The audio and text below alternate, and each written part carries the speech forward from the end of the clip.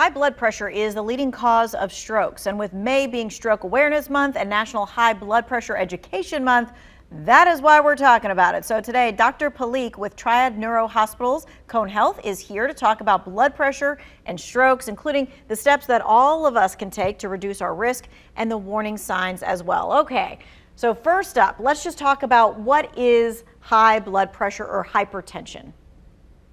Yes, so thank you for bringing this topic up, and it's very important. And high blood pressure is where the pressure is above a certain number. Usually we like to have about 120/80, and that's where our body likes it. And anything higher than that is considered high blood pressure, and there's different stages depending on how high that number is.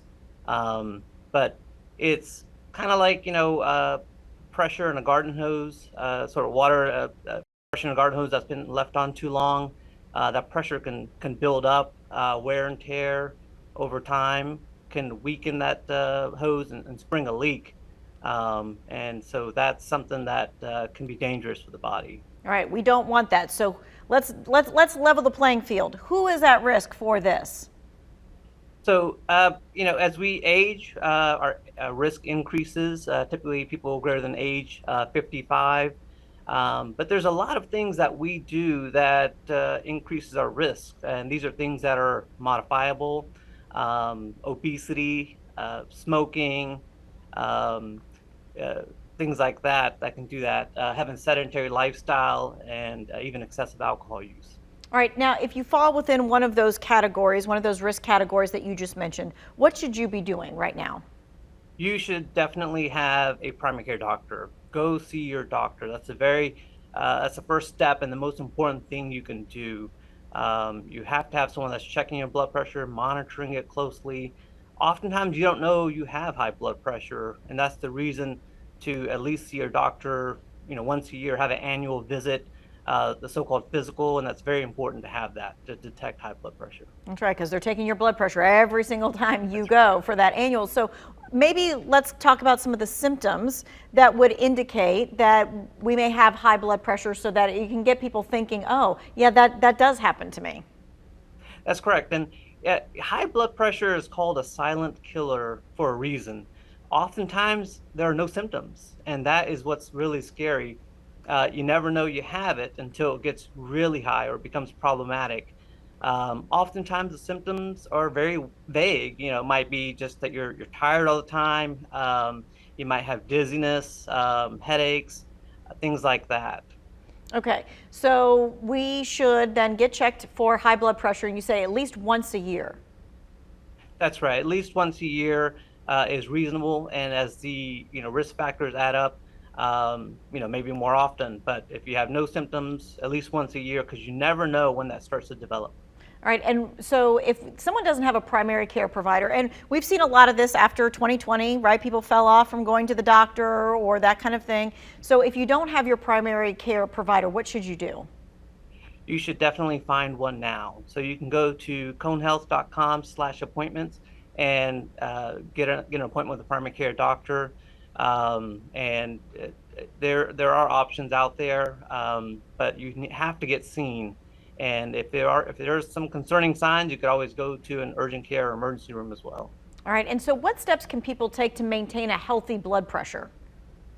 So things you can do are, modifiable. Most of the risk factors for high blood pressure, all of them except for one, age, is modifiable. So things like eating a healthy diet, which is very important, low in fats, high in fruits and vegetables. Also exercising 30 minutes a day for most days out of the week, and lowering your salt intake. These things really improve blood pressure. And oftentimes each one of these things, either lowering your diet or exercising, they can lower your blood pressure by 5 to 10 points. So it's very modifiable. All right, that low sodium diet, that's a rough one. That salt is sneaky. It's in all kinds of things, isn't it? It is, and that's very tough. And that's why I think people have such a hard time, because there's a lot of salt in our foods. If you're going out to eat at restaurants, it's usually loaded with salt. So, a good option would be not to add extra salt on top of that with a salt shaker. So put that salt shaker away. That would be helpful. But things like canned foods have a lot of salt in it, and people don't realize that. And the tricky thing is sometimes things that are sweet have a lot of salt in it. So all the sodas, Coke and Pepsi that we drink have a good bit of salt, even though they're sweet drinks. All right, and usually we're worried about the sugar. All right, so we're going to take a quick break, and we will be right back talking more about high blood pressure and hypertension. All right, welcome back. Dr. Palikh is talking about high blood pressure and stroke. So can we talk about if ethnicity kind of factors in, if some ethnic groups are more at risk for high blood pressure than others? That's right. We see in the African American population, even Hispanic population, an increased risk of stroke. In the African American population, about 4 times is likely to have a stroke, and at a younger age, unfortunately, which is something to keep in mind and make it a priority to have your blood pressure and modify those risk factors. Okay, high blood pressure leads to stroke, so let's talk about the risk factors of stroke. Is it just high blood pressure, or are there other things? So high blood pressure is probably one of the leading causes of stroke. Other causes are high cholesterol, so we want to get your cholesterol in check and get on a medication if we need to. Certainly, you can modify it through diet as much as possible. Smoking is a risk factor, so that is something that is modifiable as well. Obesity, and this is also linked to high blood pressure. Obesity and high blood pressure go hand in hand. So dropping 10 pounds in your weight can lead to a 5 to 10 point drop in your blood pressure. So they're definitely linked.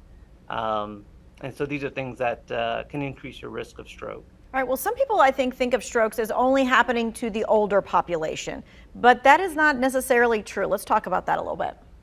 That's right. The risk of stroke goes up after age 55, but we're seeing, unfortunately, more and more younger people coming in with strokes in their 40s and even in their 30s.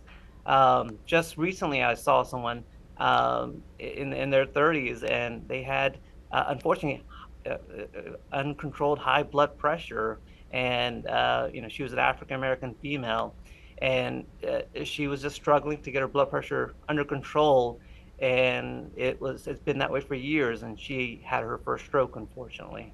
Yeah, that is so scary to think that it could happen that young. What are the signs of a stroke that all of us need to be aware of? Yes, so the acronym we love to use is B FAST, and B is for balance. So you want to look for things like inability to walk, being off balance, maybe trouble with coordination. E is for eyes, so loss of vision on one eye, both eyes, or maybe even double vision. F is for face, so a facial droop. If someone has a crooked smile, that's something you want to be on the lookout for. A is an arm or leg weakness or numbness, and typically it's on one side. S is for speech. So things with speeches, people will typically describe someone that has a garbled speech or a word salad. But basically, inability to get your words out and for people to understand what they're saying. And the last is time. Call 911. As soon as you notice these symptoms, call 911, get that person to the ER. Time is brain. We lose millions of neurons per minute. So the faster you get to the ER, the better. We have a lot of treatments, and if you get there quick enough, we can give you a powerful blood thinner or clot busting medication, which can help you fight the stroke. I think some people are like, when something like that happens, I mean, they're just taken off guard, right? That something weird is happening and they want their loved one to be okay. And so sometimes they want to see if it just gets better. That's right. And don't wait. Even if the symptoms do get better, don't wait. Go to the ER, because sometimes it can get better, then it can get worse again. So as soon as you notice the symptoms, call 911, go to the ER. Do not drive yourself, because the symptoms can get worse, and you don't want that as you're driving. And the other thing is, do not take an aspirin. There's 2 different types of stroke. So best thing, call 911, go to the ER. Do not take an aspirin. Yeah, and that's something that's a myth that people have been talking about a lot. That's right. I think they think of having a heart attack and taking aspirin. I think they associate the two. Okay. What steps can we take to help reduce our risk of stroke? So the same modifiable risk factors for high blood pressure, things like quitting smoking. We have a more than twice the increased risk of stroke with tobacco use, so that's something that's modifiable. Obesity, losing weight. I think I mentioned losing about 10 pounds. You can decrease your blood pressure about 5 to 10 points. Healthy lifestyle in terms of diet, low fat, high fruit, vegetable diet will help cutting down your sodium and avoiding excessive alcohol use, which can weaken the blood vessel over time. Okay, great. Thank you for all of that. You know, that was really the interesting thing when you said about the sodium in sodas. I always look at the sugar of it and the caffeine of it. I never thought about the sodium of it. So thank you for your time and your expertise. We appreciate it. Thank you so much for joining us as well. If you missed any of this, maybe you need to send this to a spouse or a family member or a loved one, this is going to be in the To Your Well-Being section.